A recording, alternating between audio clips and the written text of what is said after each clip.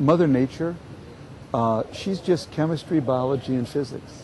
That's all she is. And she's going to do whatever chemistry, biology, and physics dictate. And you can't spin her.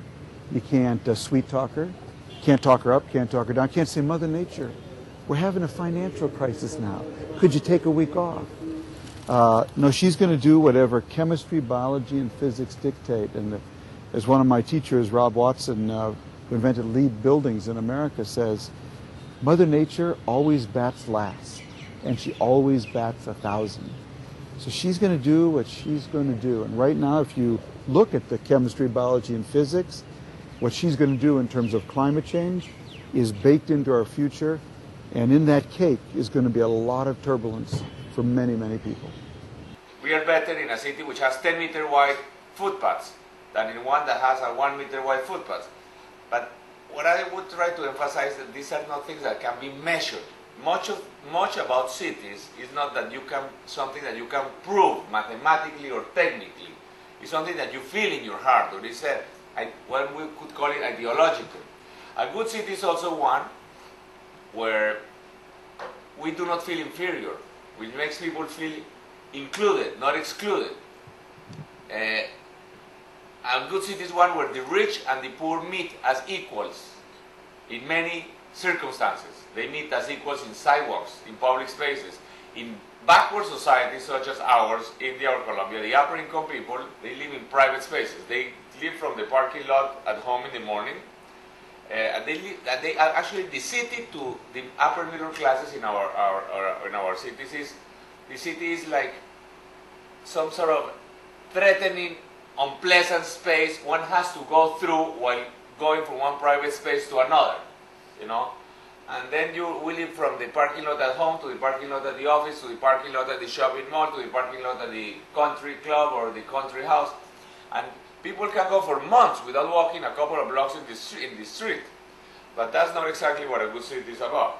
Democracy is the fact that public good prevails over private interest. This is not just poetry. For example, if public good prevails over private interest, public transport should have priority in the use of road space over private cars. And if there is a road that is too narrow, so we are going to have buses and no cars. As simple as that. This is not communism or anything, it's just democracy at work. The European city, where the center of the city became a kind of a relic, it was too narrow, the streets were too narrow for automobiles. They can't function to support modern ways of getting around, has given European cities a great advantage. Because bad traffic planning means you can't have traffic.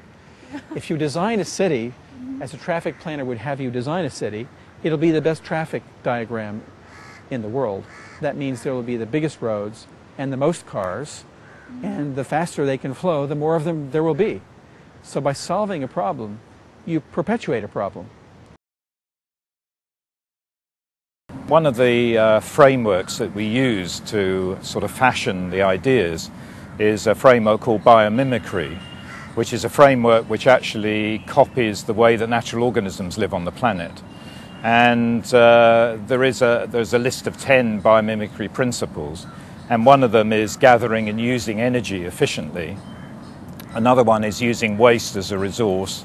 Another one is running on information and optimizing systems rather than maximizing them, and so on. And so what we're doing is using those ideas.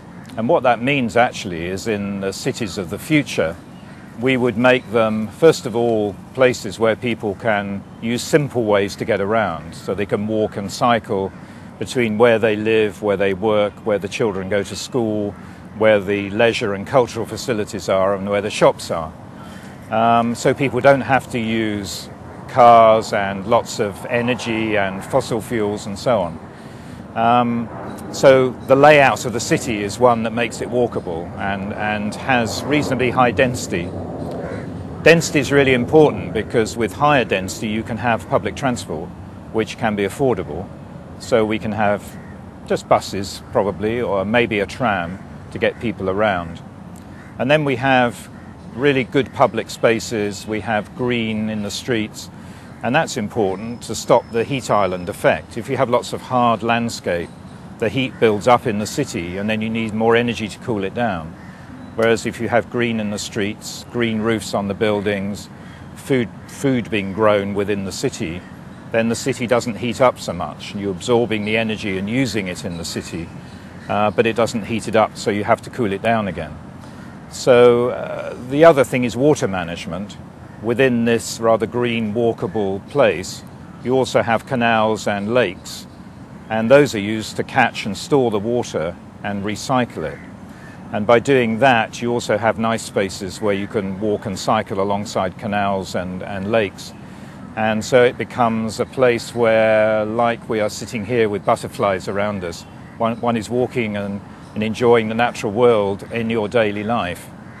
We actually believe from research that's been done in some cities that if people have access to biodiversity all the time, then they actually have a happier mental state. You know, that mental health is improved. So there are lots of ways that we're trying to understand the interaction between human beings and human development and the natural world. 400 million people will migrate from rural areas to urban areas in India over the next 40 years. This huge migration took 1,000 years to happen in Europe, will happen in India in just the next 40 years. India will have to expand its existing cities and towns. It will have to build new neighborhoods to its cities and towns.